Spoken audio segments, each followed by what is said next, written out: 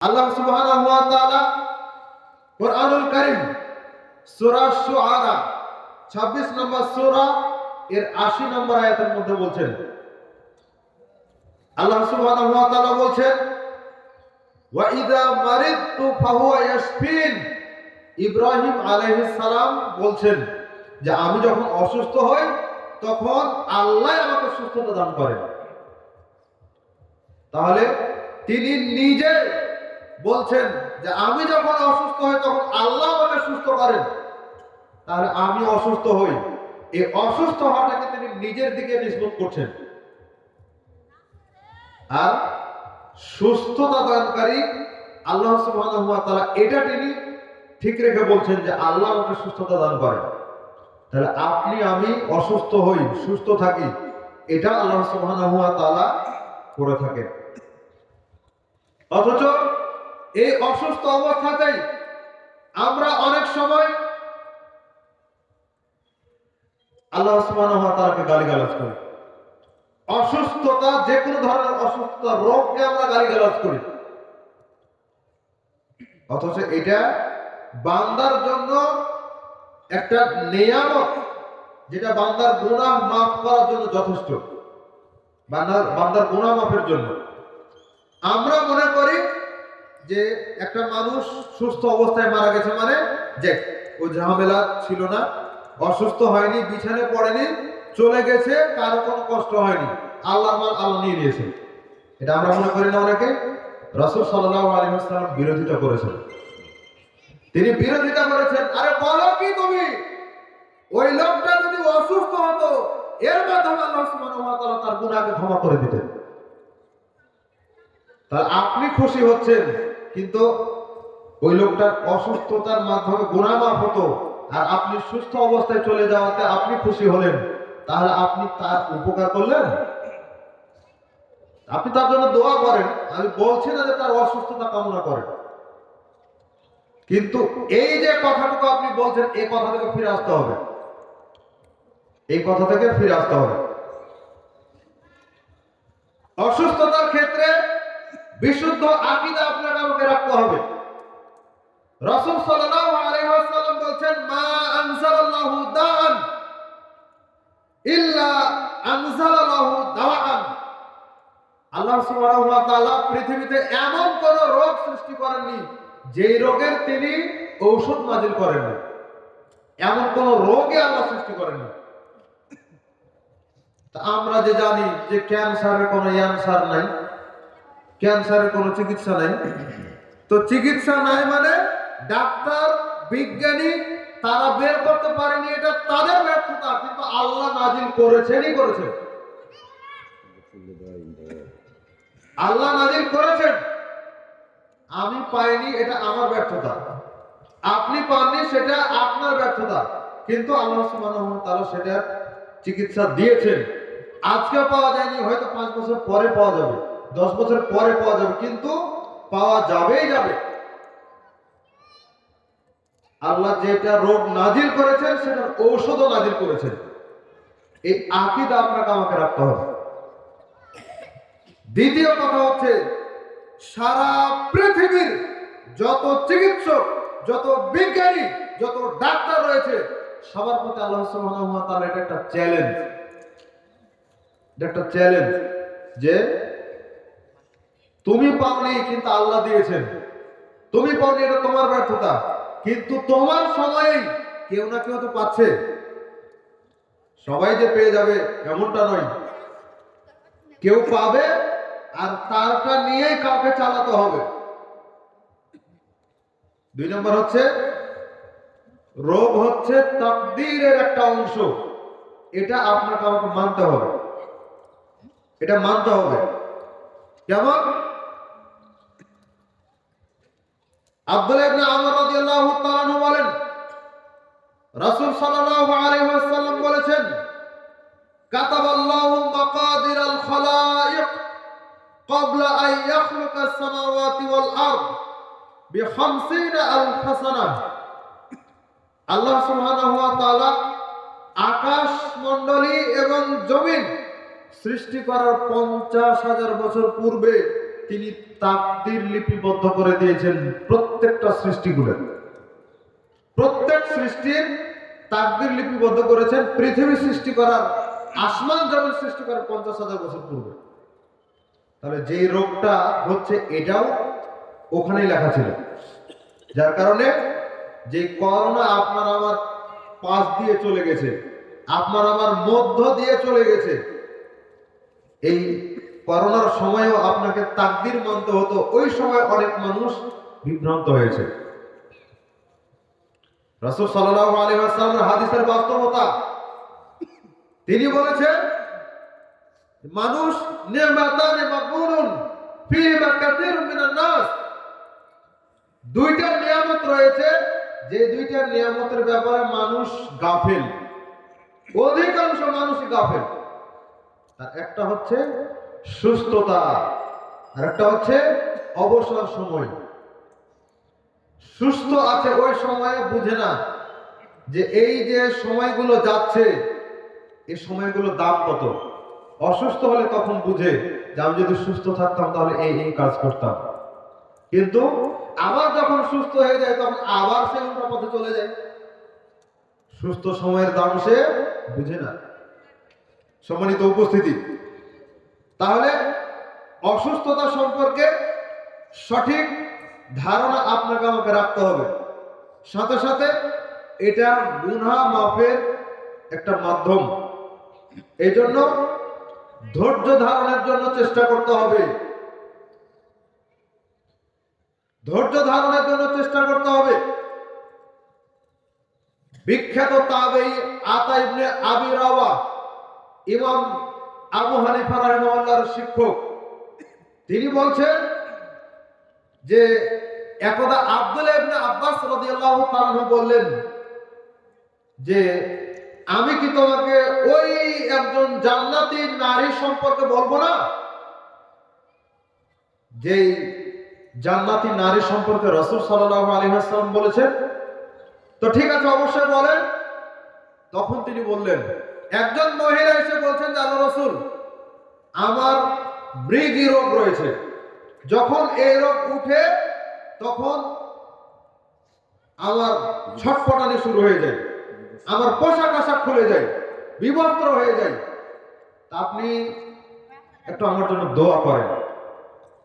তখন রাসূল সাল্লাল্লাহু আলাইহি ওয়াসাল্লাম বললেন, তুমি ধৈর্য ধারণ করো, এটা তোমার জন্য ভালো হবে।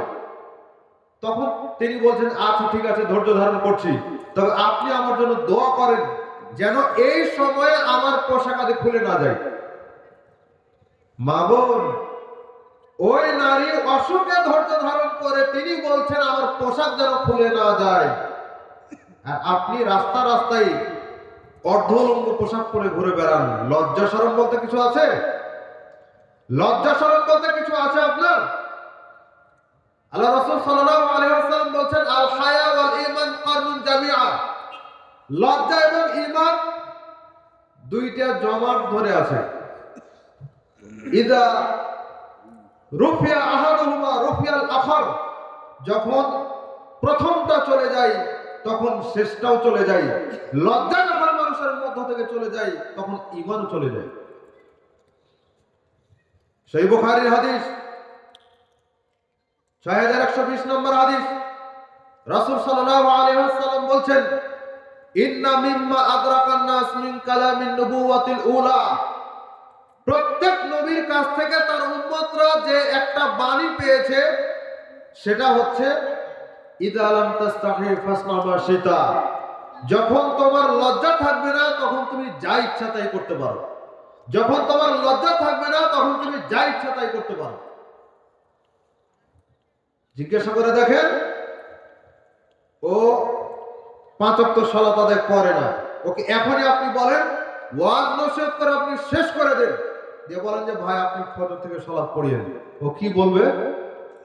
জুমার দিন থেকে পড়বো। তার মানে লজ্জা হয়, ভালো কাজ করতে লজ্জা হয়, কিন্তু খারাপ কাজ করে তার লজ্জা হয় না।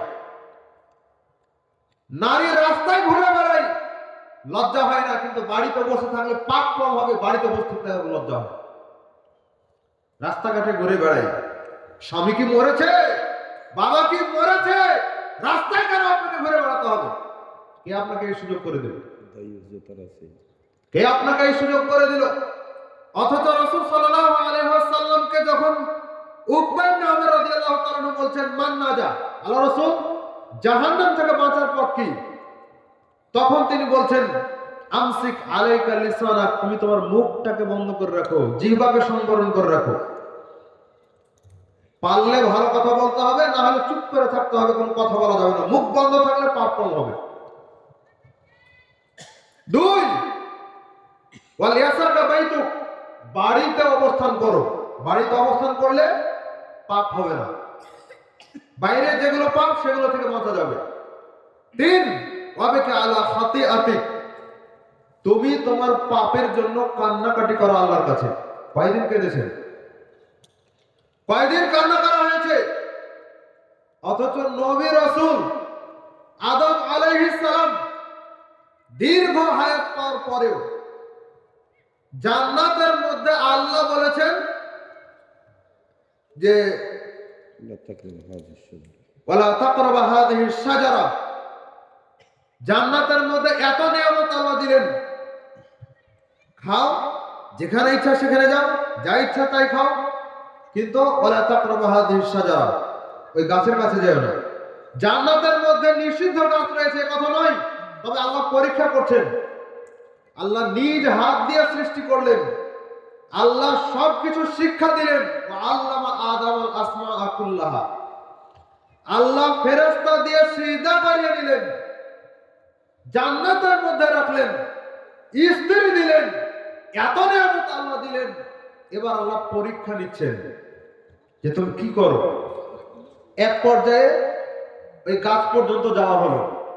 গাছ পর্যন্ত যাওয়ার ফলে ফল খেতে যাবেন, ওই সময়ে গায়ের সব পোশাক খুলে পড়ে গেল। অন্যায় মানে আল্লাহ সুবহানাহু ওয়া তাআলা এই পরীক্ষাতে তিনি পাস করতে পারলেন না, মানে একটা ভুল হয়ে গেল। তো এটার জন্য তিনি সারাটা জীবন কান্না করলেন। তবে আমাদের দেশের মিথ্যুক বক্তা বলে থাকে যে তিনি তাকে দুনিয়ার এক জায়গায় আল্লাহ ফেলেছেন আর হাওয়াকে আরেক জায়গায় ফেলেছেন, দুইজনে কান্নাকাটি করতে করতে করতে করতে এক জায়গায় হলেন, এক জায়গায় হয়ে দুইজন আবার আল্লাহ তাআলার কাছে কান্নাকাটি করছেন, কিন্তু আল্লাহ ক্ষমা করছেন না। আর ওই সময়ে শেষমেশ তিনি ক্ষমা চাইলেন যে আল্লাহ, আপনার নবী মুহাম্মাদের ওসিলায় ক্ষমা চাচ্ছি, ক্ষমা করে দেন। তখন আল্লাহ তাকে ক্ষমা করে দিলেন, বললেন যে তুমি কিভাবে জানলে যে মুহাম্মদ আমার কাছে সবচেয়ে প্রিয়? তখন বলছে যে আল্লাহ, আমি দেখেছি যখন আপনি আমাকে সৃষ্টি করলেন তখন দেখলাম যে আপনার আরশের মাথাতে উপরে লেখা আছে লা ইলাহা ইল্লাল্লাহু মুহাম্মাদুর রাসূলুল্লাহ। এটা একবারে টাটকা মিথ্যা কথা, মুফাসসির এটা বানিয়ে জাতিকে বিভ্রান্ত করছে। আদম আলাইহিস সালাম, হাওয়া আলাইহিস সালাম, তারা ক্ষমা চেয়েছেন, রব্বানা যালামনা আনফুসানা ওয়া ইল্লাম তাগফির লানা ওয়া তারহামনা লানাকুনান্না মিনাল খাসিরিন, এই দোয়া পড়ে ক্ষমা চেয়েছেন। যার কারণে আল্লাহ বলছেন যে ফাতালাক্কা আদম মির রাব্বিহি কালিমাতিন ফাতাবা আলাইহি, যে আদম কিছু কালেমা বাক্যের মাধ্যমে আমার কাছে তওবা করলেন, ক্ষমা চাইলেন, আমি তাকে ক্ষমা করে দিলাম। আর মিথ্যুক মুফাসসির এইভাবে মিথ্যা কথা বলে জাতিকে বিভ্রান্ত করে। আফসোস করতে হয় আমাদের দেশে মিথ্যা হাদিস, জাল হাদিস আর মিথ্যা কাহিনী শুনে শ্রোতা দর্শক তারা সবাই সুবহানাল্লাহ পড়ে। কোন কাহিনী শুনে? মিথ্যা কাহিনী শুনে সুবহানাল্লাহ পড়ে। আর যখন সহিহ হাদিস বলা হয় তখন বলে ইহুদিদের দ্বারা বলা হয় না? কি আশ্চর্য! তো আপনার কাছেই তো শয়তান ওই শিরকি আর বিদআতি আমলগুলোকে আপনার কাছে তো প্রিয় করে দেখাতে পারবে। আপনি তো তার আসল মক্কেল, আপনাকে পেয়ে তো সে খুশি। ইবলিস শয়তানের কাছে বিদআতের চাইতে প্রিয় আমল আর কিছু হয়? সুফিয়ান সাউরি বলছেন যে ইবলিস শয়তানের কাছে বিদআতের চাইতে প্রিয় আমল বলতে আর কিছু নাই, বিদআতই হচ্ছে তার কাছে প্রিয় আমল। কেন? বিদআত যদি করাতে পারে তো মানুষ বিদআতি কাজ তো নেকির কাজ মনে করে করে, তখন আর ওর তওবা করার সুযোগ হয়ে ওঠে না। তো ইবলিস শয়তান তো ওইটাই চায় যে বিনা তওবাতে যেন মানুষ মারা যায়, এটাই তো তার চাওয়া। সম্মানিত উপস্থিতি, এই যে মহিলা বললেন যে আল্লাহ রাসূল আমার জন্য দোয়া করেন যেন আমার মৃগী রোগ যখন উঠবে তখন আমার পোশাক যেন খুলে না যায়। মা বোন, আপনার পর্দায় থাকাটাকে কামনা করছি। আপনাকে ওই রকম শয়তান নারীদের মতো মনে করি না। যা রাসূল সাল্লাল্লাহু আলাইহি ওয়াসাল্লাম বলেছেন, ইন্নাল মারাতা তুদবিলু ফি সূরাতিশ শাইতান, সূরাতিশ শাইতান, নিশ্চয় নারী শয়তানের বেশ ধরে আসে, শয়তানের বেশ ধরে যায়। ওই রকম আপনাকে মনে করি না। আপনাকে মনে করি খাদিজা রাদিয়াল্লাহু তাআলার মতন, আপনাকে মনে করি আয়েশা রাদিয়াল্লাহু তাআলার মতন। দেখবেন আয়েশা রাদিয়াল্লাহু তাআলা কেমন। আয়েশা রাদিয়াল্লাহু তাআলা যখন তিনি বাড়ির মধ্যে আল্লাহ রাসূল মারা যাওয়ার পরে তার ঘরেই মারা গেছে, তার ঘরেই তাকে দাফন করা হয়েছে। তো তিনি বলছেন যে যখন আমি আমার ঘরে প্রবেশ করি তো এখানে আমার স্বামীর কবর রয়েছে, এজন্য আমি আর মাথায় কাপড় দিই না, যেটা তো আমার স্বামীর কবর। কিছুদিন পরে আমার আব্বা আবু বকর মারা গেলেন, তো তার পাশে আবু বকরকে কবর দেওয়া হলো। তো এখন যখন আমি ঘরের মধ্যে প্রবেশ করি তখন আমি মাথায় কাপড় দিই না, মনে হয় যে এটা আমার স্বামীর কবর, এটা আমার বাবার কবর। তার কিছুদিন পরে ওমর রাদিয়াল্লাহু তাআলা মারা গেলেন, ওমর রাদিয়াল্লাহু তাআলাকে তার পাশে কবর দেওয়া হলো। তখন আয়েশা রাদিয়াল্লাহু তাআলা বলছেন, এবার যখন আমি আমার ঘরে প্রবেশ করি তখন আমি ভালোভাবে কাপড়টা জড়িয়ে, মাথায় কাপড় দিয়ে, শরীরে কাপড় দিয়ে তারপরে প্রবেশ করি। কেন? ওমর হচ্ছে গায়রে মাহরাম পুরুষ আমার জন্য, তো তার কবর আমার ঘরের মধ্যে রয়েছে, তার মানে আমি ওমরকে লজ্জা করি। মা বোন, আয়েশা রাদিয়াল্লাহু তাআলা তিনি মৃত মানুষকে লজ্জা করেন, আপনার জীবিত মানুষকে লজ্জা হয় না। জীবিত মানুষকে আপনার লজ্জা হয় না। শুধুমাত্র হুজুর দেখলে আপনি মাথায় কাপড় দেন, হুজুর দেখলে আপনি পোশাক ঠিক করেন, আর বাকিগুলো কি জিন আর ভূত? এগুলোতে আপনার পর্দা নষ্ট হয় না? লজ্জা শরম কখন হবে আপনার? সম্মানিত উপস্থিতি, আলোচনার মধ্যে জাবের ইবনে আব্দুল্লাহ রাদিয়াল্লাহু তাআলা বলছেন, একদিন রাসূল সাল্লাল্লাহু আলাইহি ওয়াসাল্লাম উম্মে সাইব নামে একজন মহিলাকে দেখতে গেলেন। তখন সে অসুস্থ অবস্থায় রয়েছে। তো তিনি গিয়ে বলছেন, ইয়া উম্মে সাইব, তোমার কি অবস্থা? তুমি থরথর করে কাঁপছো কেন? তখন তিনি বলছেন যে আমার গায়ে রয়েছে জ্বর, আল হুম্মা, আমার গায়ে জ্বর রয়েছে, লা বারাকাল্লাহু ফিহা, আল্লাহ যেন এই জ্বরকে বরকত না দেন। এটা রাসূল সাল্লাল্লাহু আলাইহি ওয়াসাল্লামের সামনে বলছেন।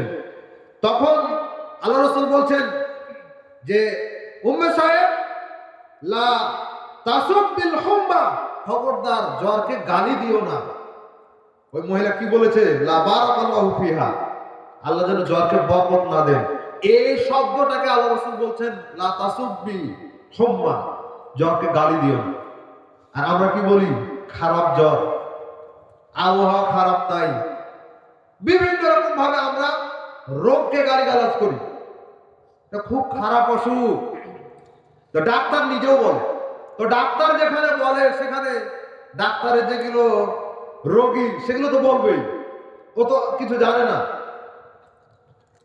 কোন অসুখকে গালি দেওয়া যাবে না, নিষিদ্ধ। রাসূল সাল্লাল্লাহু আলাইহি ওয়াসাল্লাম এখানে নিষেধ করে দিলেন। কেন? এর কারণ হচ্ছে ফাইন্নাহা তুযহিবুল খাতায়া বানি আদম, এই অসুখ আদম সন্তানের পাপগুলোকে নষ্ট করে দেয়, পরিষ্কার করে দেয়। ইউযহিবুল কিরু খাবাতাল হাদিদ, যেমন ভাবে লোহার মরিচা নষ্ট করা হয়, লোহার মরিচা যেমন ভাবে দূর করে দেওয়া হয় পরিষ্কার করে, ঠিক তেমনি ভাবে জ্বর এবং অন্যান্য অসুখ রোগ এগুলো মানুষের গুনাহগুলোকে দূর করে দেয়। তাহলে অসুখের একটা ফজিলত পেলেন, অসুখের ফজিলত পাওয়া গেল। এই জন্য অসুখকে কখনো গালি দেওয়া যাবে না। এর আদর্শ আপনাকে নিতে হবে নবী রাসূলদের কাছ থেকে। রাসূল সাল্লাল্লাহু আলাইহি ওয়াসাল্লাম একটা দিলেন, এইরকম ভাবে ইয়াকুব আলাইহিস সালাম, ঠিক আইয়ুব আলাইহিস সালাম আল্লাহ সুবহানাহু ওয়া তাআলার কাছে দোয়া করেছেন অসুস্থতার সময়, কিন্তু কখনো গালিগালাজ করেননি। আর আপনি আমি বলি যে আল্লাহ আমাকে শুধু চোখে দেখেছে, আর কাউকে দেখেনি। এত মানুষ দুনিয়াতে, কাউকে চোখে পড়লো না, আমাকে চোখে পড়েছে, তাই আমাকে এই অসুখগুলো দিয়েছে। কয়দিন আপনি আল্লাহর জন্য কাজ করেছেন? কয়দিন আল্লাহর ইবাদত করেছেন? একটু অসুস্থ হওয়াতে আপনি পড়ে গেছেন। কেন? যখন সুস্থ ছিলেন তখন যে খুব বাহাদুর হয়েছিলেন, তখন যে আল্লাহর বিধানকে বৃদ্ধাঙ্গুলি দেখিয়েছেন। এখন অসুস্থ হওয়াতে কেন আপনি বিছানায়? কেন আপনি এত অধৈর্য হয়ে আছেন? কেন আপনি দাপট দেখাতে পারেন না? কেন আপনি আল্লাহ সুবহানাহু ওয়া তাআলার বিধানকে বৃদ্ধাঙ্গুলি দেখাতে পারছেন না? আল্লাহকে ভয় করেন। যেমন ভাবে আল্লাহ সুবহানাহু ওয়া তাআলা এই অবস্থাতে আপনাকে সুস্থ করতে সক্ষম, ঠিক তেমনি ভাবে আপনি যখন আল্লাহ তাআলার বিধান না মানছেন, তখন আল্লাহ আপনাকে গজব দিয়ে ধ্বংস করতে সক্ষম। সাবধান হয়ে যেতে হবে। প্রিয় উপস্থিতি, এই অবস্থায় রোগীর জন্য করণীয় কি? যখন মানুষ অসুস্থ হয় তখন ধৈর্য ধারণ করতে হবে। প্রাসঙ্গিক বলতে হয়, রাসূল সাল্লাল্লাহু আলাইহি ওয়াসাল্লাম বলছেন, মা ইউসিবুল মুসলিম, যখন কোন মুসলিমের উপর দিয়ে কষ্ট যায়, মিন নাসাবি ওয়ালা সাবর, রোগ ব্যাধি, ওয়ালা হাম্মি ওয়ালা হাজন, উৎকণ্ঠা, উদ্বেগ, দুশ্চিন্তা, এগুলো যখন যায়, আল্লাহ রাসূল বলছেন শেষ অংশে, হাত্তা শাওকাতি ইউশাকুহা ইল্লা কাফফারাল্লাহু বিহা মিন খাতায়া, এগুলো তার জন্য প্রত্যেকটাই এক একটা গুনাহের জন্য কাফারা। অসুস্থতা হোক, দুশ্চিন্তা হোক, আর উৎকণ্ঠা হোক, পেরেশানি হোক, মাথা ব্যথা হোক না কেন, সুই ফোড়া হোক না কেন, ওজন খাওয়া হোক না কেন, ভুলে গেছেন কোনো কিছু, পকেটে কলম আছে আর আপনি কলম খুঁজে বেড়াচ্ছেন, পরে দেখছেন ইস পকেটে তো কলম আছে।